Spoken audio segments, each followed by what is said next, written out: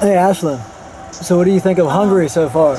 I don't know. I was kind of sleeping. Yeah? I mean, there's lots of windmills, which means they're like good on using alternative energy sources, which is very good and green. So that's a good thing.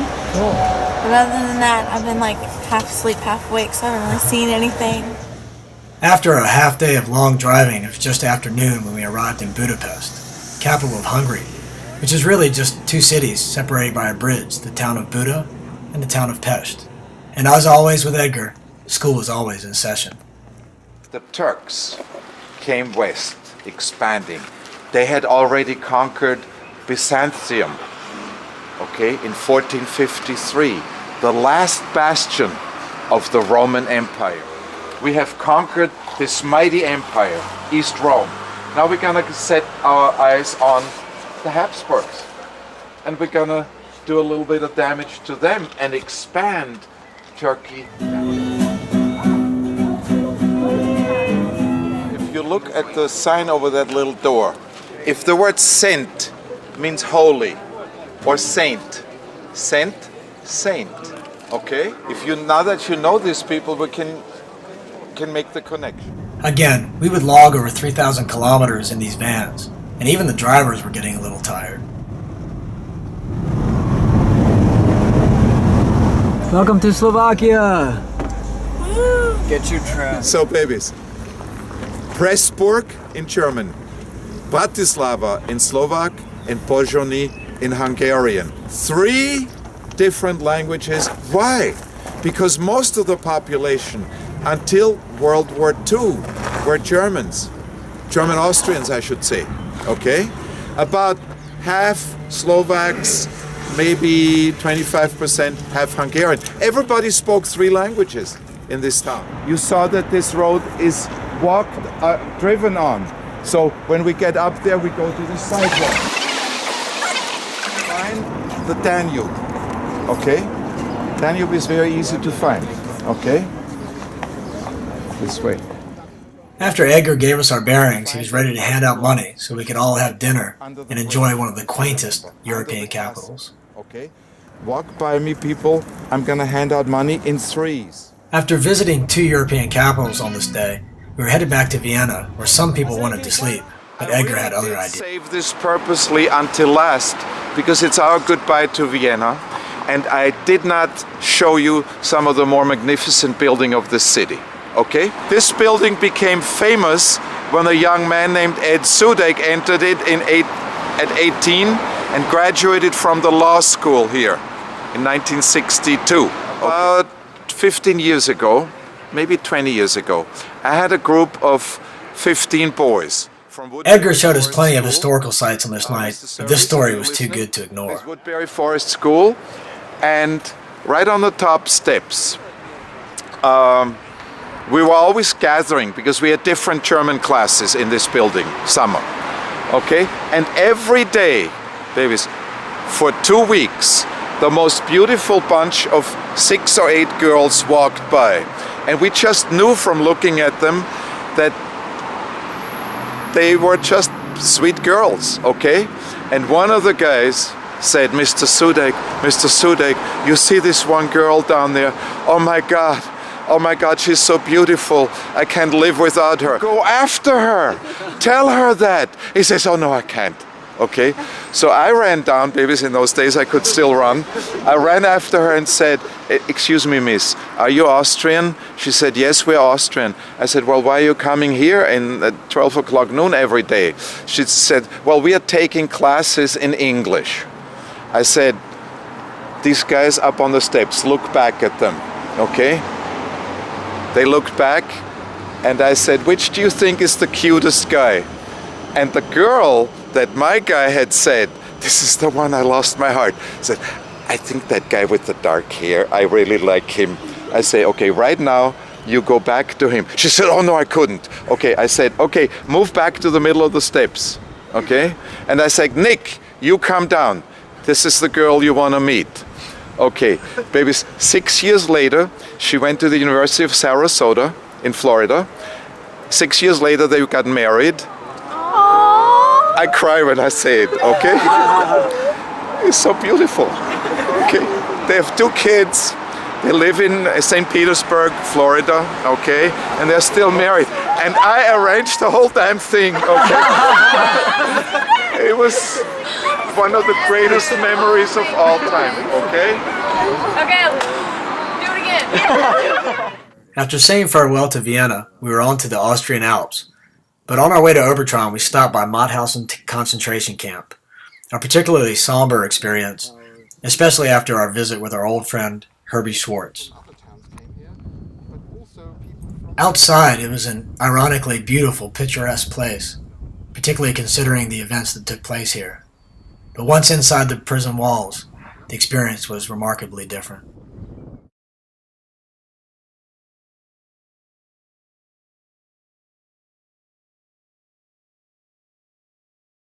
Oh yeah, the little towers, the guard towers, they feel pretty powerful, and that's what like kind of scared me a lot and got to me. So that's as a high school student pulling up here. What do you think it'd be like as a prisoner marching through town off the train? Yeah, I can't even like imagine, like can't even picture it though. How would you explain it to your parents?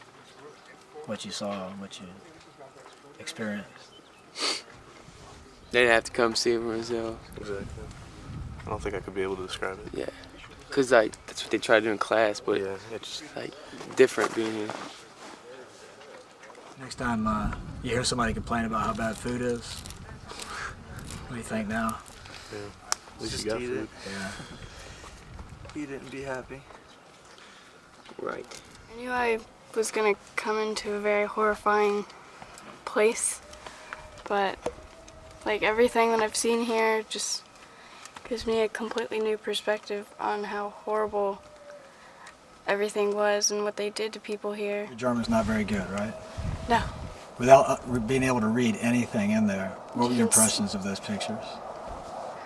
Disgusted and I don't know, like very sad for everything that those people had to go through, and I don't, it's just very sad and terrible, and I don't know, there's words can't even describe how you What would you feel. tell your family and friends back home if you were trying to describe it?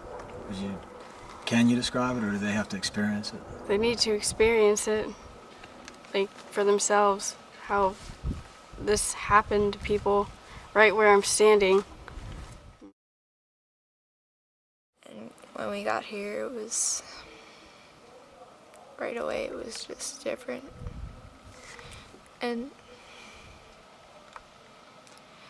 it's hard to imagine that everything that people try to ignore happened right where we are. And you can't describe how sickening it is to see it. It's so terrible. And it gave me a whole new perspective on how much people don't even know. Honestly, I didn't really want to come. I'm really glad I did, though. And this is completely different than like learning it in a history book. This is real, and you don't really understand that it's real until you're here. We were human beings who could do this to another person. It's a really horrid experience, but it's good to be here because it brings reality to everything you've learned. Like this isn't just, oh, you read the books, and this actually happened. There was a madman doing this to innocent people who never deserved the fates they got, and they probably never even knew why they were there. I'm really glad I came, though. It gives you a lot to think about, and I would definitely recommend it for anyone who really enjoys history. If they want to know the truth, they need to come here. How would you describe it to your parents? I don't think I can.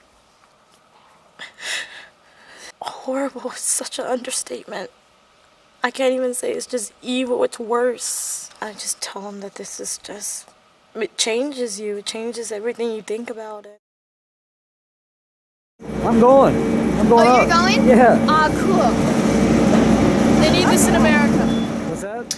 After such a moving experience at Mudhouse and concentration camp, Edgar had arranged something a little more lighthearted for us on our way to Obertron before we checked into our next hostel. All the kids are on the sleds, and we're going to come down this side here in a second. So we're heading up. We're in the Austrian Alps. Raining a little harder, so it might get faster coming down, but we are going way up on the ski lift. So I'm going to put my camera away before it rains any harder. The rain began pretty light, but as it became heavier and heavier, the track got faster and faster. Hey, Tori! How did he slow down?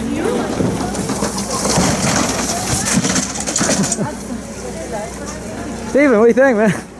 I don't like that. I fell off like 2 times, and I cut myself. I was flying! I just feel like makes me that okay? Take your thing. Yeah, yeah, get it. Papi! Papi!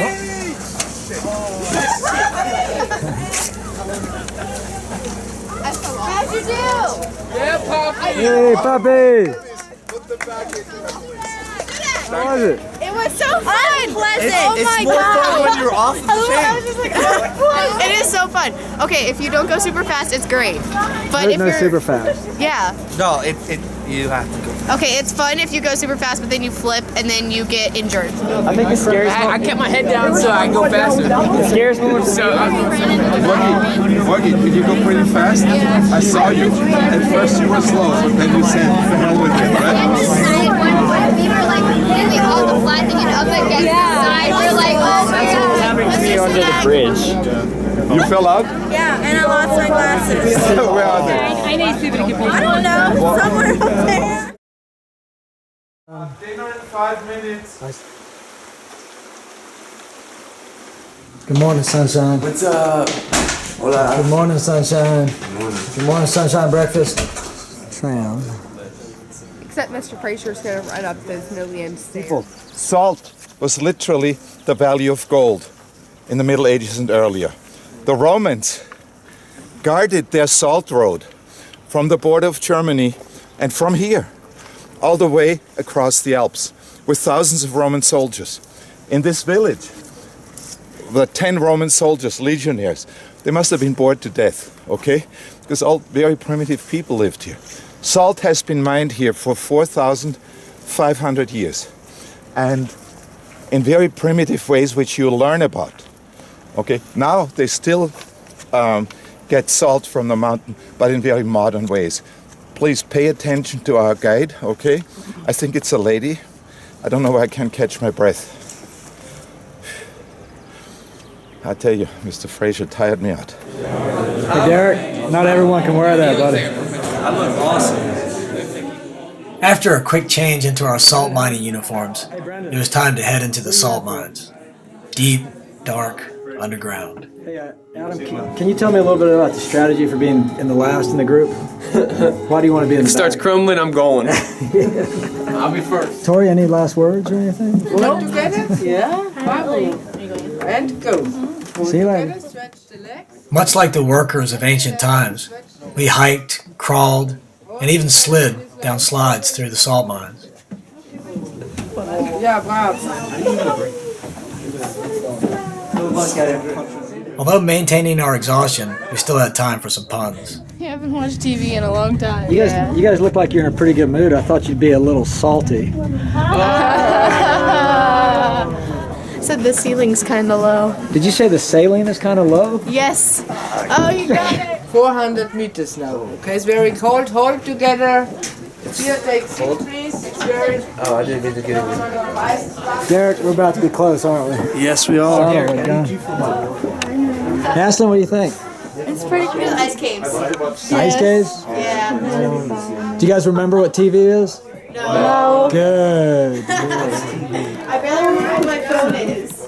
As we reached the end of our tour, it was time to head back down the tram into town. In Hallstatt. Dankeschön für Ihren Besuch. Dankeschön. She looked at the picture and said, Das gibt's nicht. That's not possible. Okay? More genau. I'm getting tears in my eyes. Sorry, babies. Forgive me. She has the all-time speed record going down that slide. Okay. And as a present, I want to give her a special Austrian souvenir. Mr. Fraser will film it. Please unpack it. Let me hold this. Okay, go ahead. fast was It's it? a souvenir from 64. Austria. 64? No way. It's a slug. This is one of the, seriously, most picturesque places, not just in Austria, but really in the whole world. I know it, I've been here, I've been in other places, I like everything. So please, walk through it with your eyes on. It was indeed a special place, particularly to Mr. Service, as he brought his mother here shortly before her passing, and almost expectedly, Edgar had arranged a special gift for his good friend. Amazing Grace. Amazing grace, how sweet the sound that saved a wretch like me. I once was lost, but now am found. Was blind, but now I see. Thank you. Give me a hug. You made me cry. Okay. Our next stop was a charnel house. Teutonic tribes are assumed to have introduced the use of charnel houses after coming into contact with Christianity. They believed in the community above the individual. It reminded me of our mantra, others first. They rejected single graves and collected all the bones of the community members in a final resting place. She says you were wonderful, and in 20 years she has not experienced any group that was as respectful as quiet. Okay, let's give her a hand, okay? The next day began with a spectacular hike 4 or 5 miles into the mountains to see Lake Gasso. This was where we had one of our most adventurous days. But isn't he beautiful? Look at him. Come to Papa. Is it a newt? Hold on, I have to look. Come to Papa. How was the water, guys? Oh, it was freezing. It was really hard to breathe, actually. Like bath water. It was very hard to breathe. Yeah, really warm. That's why I couldn't go down very far. Unbeknownst to us, we were all about to learn a lot about ourselves. Oh. Easy. Who's that, Emily. Okay, Emily, did you touch ground? That was crazy. No! Yo, it was so far. It's safe. If Papi says it's safe, it must be safe. Oh my God, you let me go back.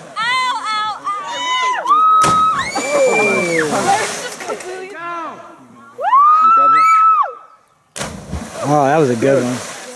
That was a good. A little hike to that snowfield. I do. Okay, not alone. After jumping off a cliff into icy cold water, these kids were up for anything. Adam, where are you? Oh yeah! Top of the world! There he is. As usual, our extra efforts were rewarded with another spectacular view. As a special gift, this will go to Adam. And of course, Papi continues to shower the kids with gifts. In an emergency, you can eat him as a dessert.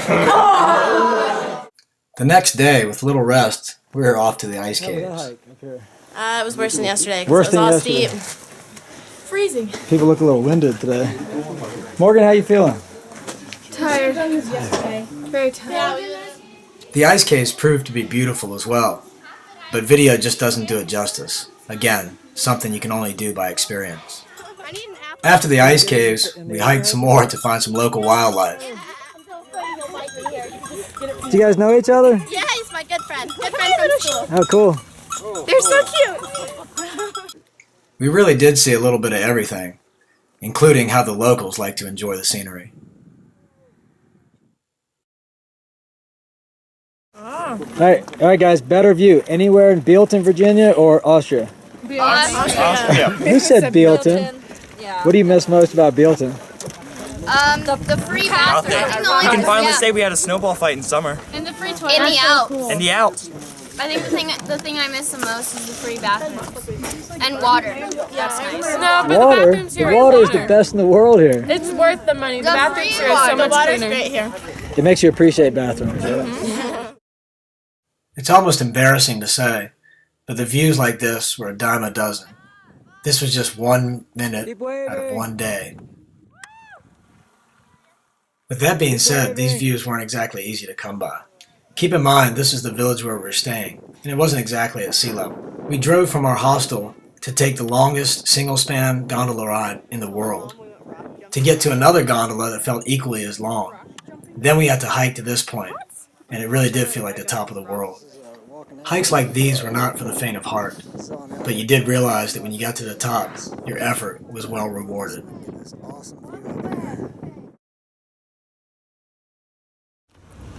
Chessboard. With so much to do here, it was interesting to see that most of the kids were beating down Mr. Service's door to learn how to play chess. Climbing apparatus. And if we can't find our kids, we just look in the Wi-Fi room. Hey guys. Indoor sand volleyball courts. A couple knuckleheads. Climbing, all scattered through the ceiling. Basketball. Everywhere we looked at the youth paradise, it seemed like there was something else to do. Still had to find some rest, as the next event was surely looming for the next early morning. Next day proved to be another adventure, and after an hour-and-a-half drive to the top of the Alps, you could almost feel the clouds on your face. Wait, are we getting back in the cars?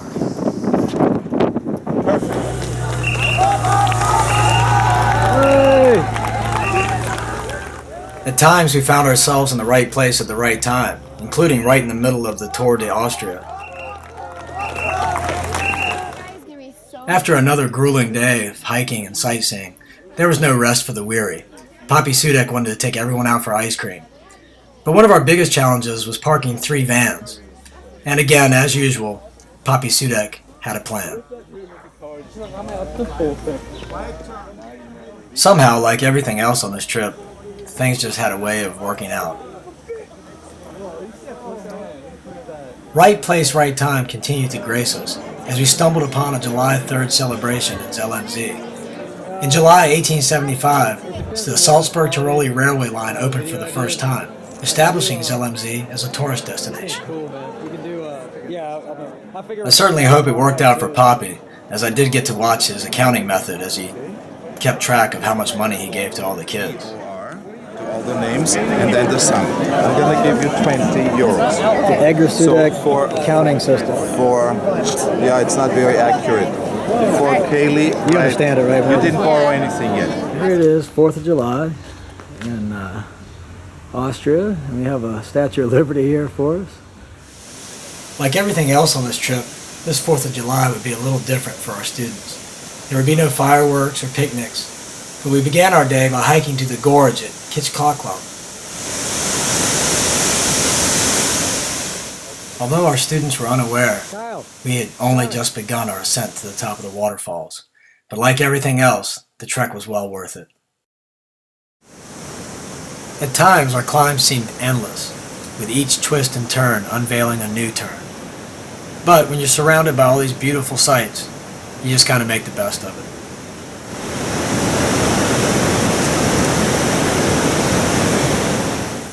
We were all certainly tired, but that doesn't mean we were broken. With each step of our journey, we all seemed to get a little bit stronger. And when you're surrounded by this beautiful alpine scenery, everything just seems possible. As we reached the top of the falls, the students began to understand how you get to know a place by meeting the people there. Here we met 90-year-old Franz Joseph, who hikes these Alps every day. As we hiked higher into the Austrian Alps, Papi had arranged for a surprise for us yet again. Here in the middle of nowhere, we found another favorite stopping point for Papi Sudek. One of his favorite cafes tucked away on top of the mountain. Here the kids could enjoy a nice cold ice cream. A short walk from the cafe were 2 chapels, one ancient and one modern. The students seemed to be captivated by both. One of the main reasons this was one of Papi's favorite stopping points was because an old acquaintance used to work here, a 90-year-old with a mustache thicker than that of Mr. Survey's. Not being content to just go back to the hostel and rest, Papi would track down his old mate. And although her mustache had faded quite a bit, his zeal for touching people was as strong as ever. And he again brought a gift for his old friend. Choose anything. Do Amazing Grace. The students were learning life lessons, lessons that are very difficult to teach in a regular classroom.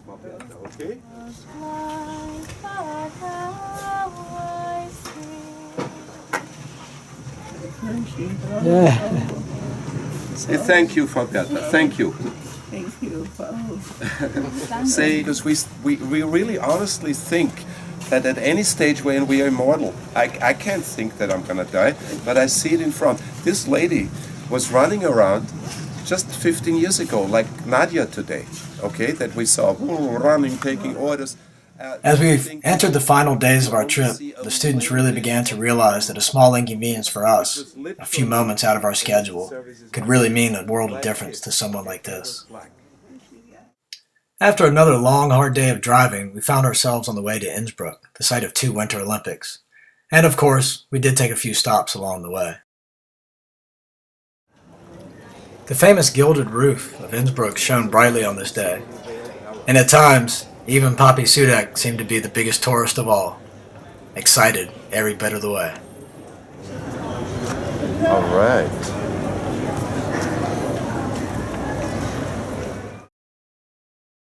After giving the students a chance to explore Innsbruck on their own, we then managed to make our way into a museum, where entombed were many famous kings, queens, emperors, and empresses. And it was even rumored that King Arthur was buried here at one time. Again, the students were just awestruck with all the history that they were witnessing. I, the reigning emperor, had nobody else to marry but my own daughter because my wife died. But if you go back 3,000 years ago to Egypt, that was very common. Remember when I explained these things, okay? So And true to form, Edgar kept the kids in the classroom, no matter where we were. Innsbruck was no exception. Our next to last day trip, we found ourselves in Salzburg. The weather was cooperating again, but we knew our spirits were high and we were nearing the end of our trip. Ready to go home? Ready to go home? Have you enjoyed your trip? Yeah. Lots of cool things. What do you miss most about home? My girlfriend. Ah, nice. In 1803, finally, Salzburg came to Austria. It considered itself Austrian, but it was not politically part of it, okay? This is the second or third largest castle fortress in the world. We're gonna go up there. As usual, Papi never missed a teaching opportunity. We made the long trek up to the top of the castle, but we did have a few stops along the way. Again, meeting the real people is what this trip was all about. We met George, a 90-year-old native of Los Angeles, who's made his home in Salzburg for the last 50 years. We took a few minutes out of our schedule so Sarah could again grace him with another song.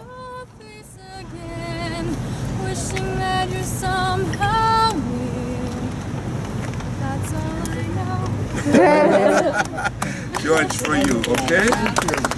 For you. And may you have a blessed life for as long as it just lasts. We continued to make our way up to the castle, and with every twist and turn, we found another amazing sight, much like every other city we've been to. The first time this castle was taken, it was taken because it surrendered. It surrendered to Napoleon. Although it was the next to last day of our trip, there was no way Papi Sudek was going to let us get out of Salzburg without one more history lesson. Bavarian army against Austria. This stood in his way. So all Napoleon did, what did the French have that nobody else had? They had the best, most modern developed cannons. And they had one feature, people, that no cannon before that had. The cannon stood on wheels, and you could probably raise it to this height. You propped things under the wheels, and so, but the higher it got, the shorter it dropped, okay? 60 degrees is the best angle for the most distant. Okay, Napoleon developed a gun, or his engineers developed a gun that could be raised 75 degrees and carry further because they changed the ratio of the gunpowder in it. Okay? All he did was fire one warning shot from below.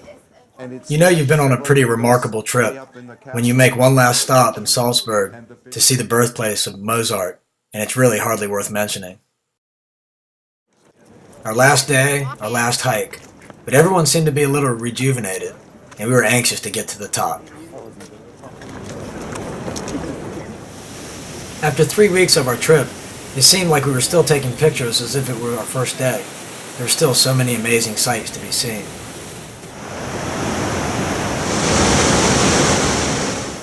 After a long and arduous hike, we had made it. That's right, we had made it halfway to where we were going to go. We stopped and took a break to wait for the rest of our group, including our 74-year-old fearless leader. We continued hiking for another 2 miles or so, and we still had not reached our destination. About 3/4 of the way up, we again waited for some of our group to catch up, and I think we gave Papi Sudek the extra little push he needed to make it to the top. Papi! Woo! Take a picture. That is so. Babies, you make me cry.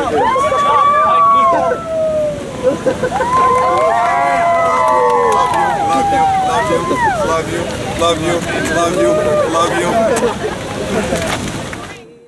What better way to end our last excursion, our last hike, than with a scene right out of The Sound of Music, hearing Edelweiss in the Alps by one of our very own. White, clean and bright, you look happy to meet me. Blossom of snow, may you bloom and grow forever. Edelweiss, Edelweiss, bless my homeland forever.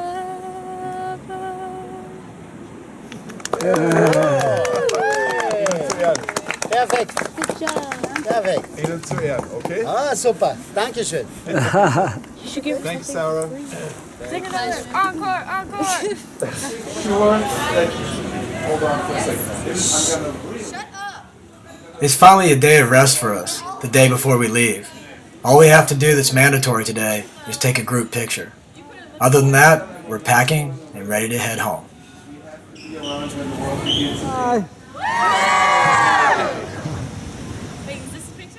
Okay, so we're all a little tired and a little giddy, but this is the best we came up with.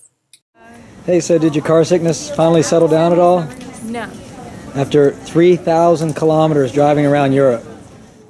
It was our travel day. All we had to do was tie up some loose ends, and Papi was going to put us on a plane home and say our goodbyes. Okay, it is so nice to have that. Okay, Mr. Fraser, who is a bundle of energy. Okay, who ran 6 times over to the Wi-Fi room. Okay, checking everything. I really didn't have anything to do except, babies, every day worry. Okay, every one of you slept some hours. I slept no more than 4 hours every night. He knows it, okay? Because I just worry until everything is safe. At the same time, babies, I'm extremely happy, okay, that we did what we did, okay? When I get back to all right, Papi, enough already. Let's just say our goodbyes and we can get on the plane. You all to customs, okay? Just the whole group goes together. Very simple, okay? Have a great time. Think about Papi Sudek being stuck with his big brother who's going to tell me what to do. And I love you all. Bye, babies. Okay, let's go through security. I don't want to see you again. Bye, Papi. Oh, bye, Adam. We were all ready for home, but it was still tough to say goodbye to each other. Don't make me cry, you bums. Bye, Papi. My God, are you hugging Steven's butt or are you hugging me? Okay. Bye, babies. Someone lost a cup. Okay. All right. Have a good, safe trip. Okay. Bye, Sarah, and thank you for all the great singing. Okay, you made a lot of people happy. Everyone you sang for was very happy. Okay. Okay. Bye, babies. Bye. Bye, Beth. And you be tough, baby. Remember, it's your life, okay? You're gonna be tough. Stevie, big man. Tanner, nice to see you, okay? All right, just speed your life up a little bit, okay? Thank you. Okay, don't forget to check out that luggage, okay? Oh my God, my nose is running from tears. Okay, babes, bye-bye. Okay?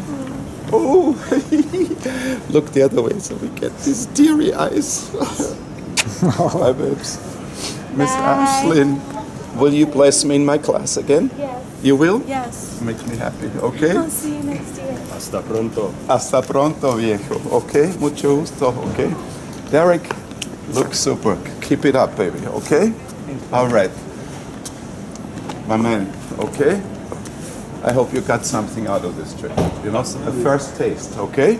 And remember, Berlin is only 550 kilometers from here. Yeah. A fast train will do it. Give my regards again to your brother. I will. Brandon, I hope you got something out of this trip, okay? I did. You really woke up, you got healthy, and man, you were go-go. And then you started smiling and you started talking to people out of this world, okay? Mr. Fraser, thank you for filming this. I hope it's not too emotional, okay? Welcome home. Yeah, God. Welcome home. Woo! Hey. You guys want to hang out here for a couple hours? No! I hate all of you. All right, we're just waiting on Ashley. Ready to see anybody, are you? No. Yeah. Where are our children? They're coming. They're getting. With anxious parents patiently waiting, we all came back as we left, as one group. Welcome home, everyone. Hey! Apart from driving, most of the things seem to be younger in age, and you're allowed to do them in Europe, okay? Why do so many kids in the United States have a problem with drinking, getting DUIs and so forth? Because the drinking age is 21. And in Europe, the drinking age that we experienced in Austria and in Czech Republic and in Germany is 16. So the thrill is not there because it's available. So you see far fewer kids going crazy about drinking. It's meaningless. It doesn't mean much. What I get out of it is very simple.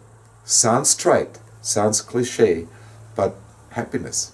Happiness. One of the girls on the trip, Janae, had a very hard time on the hike making it up to like Goza, where we had our cliff dive.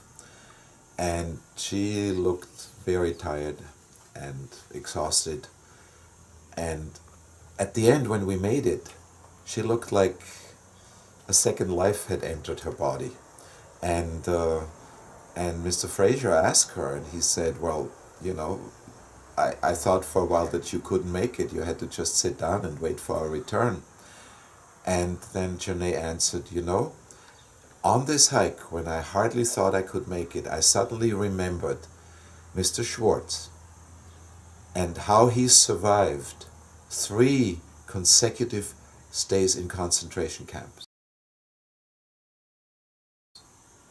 And how he made it through the war. And I thought, you know, this is chicken pocky. This is nothing. Okay, I can do that. And so I did it. And I think that was a great moment for her to realize that, to see her own life and her own hardships in comparison to hardships that were 1,000,000 times worse and harder. And to put that into connection and comparison, a great moment for Janae.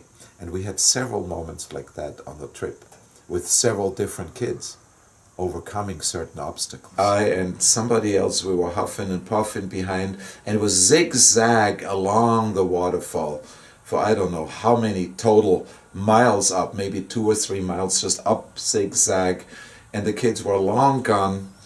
And then I came around the last zig of the zag, I don't know, or zag of the zig. And all the kids were up on top, okay, and they had their arms forward, like forming this tunnel that you see in weddings or in military things. And they were shouting, way to go, Papi Sude. And I had to walk through that tunnel. And the whole thing, we were surrounded with Austrian and German and all kinds of tourists who were looking at us, and they were actually just applauding because they saw I'm crying. It was the sweetest moment. It was just totally fantastic. Mark, I'm so happy you're doing this. I cannot even begin to tell you. Oh, I have to guess get it's tears gonna out of my stupid face. Me too. Because these memories mean a lot to me. It should.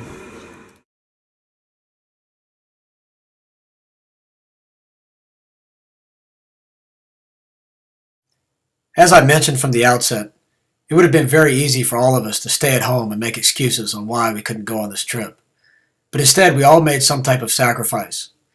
And by doing so, getting out of our comfort zones, that is, we were able to find out what we're capable of and what we're capable of experiencing.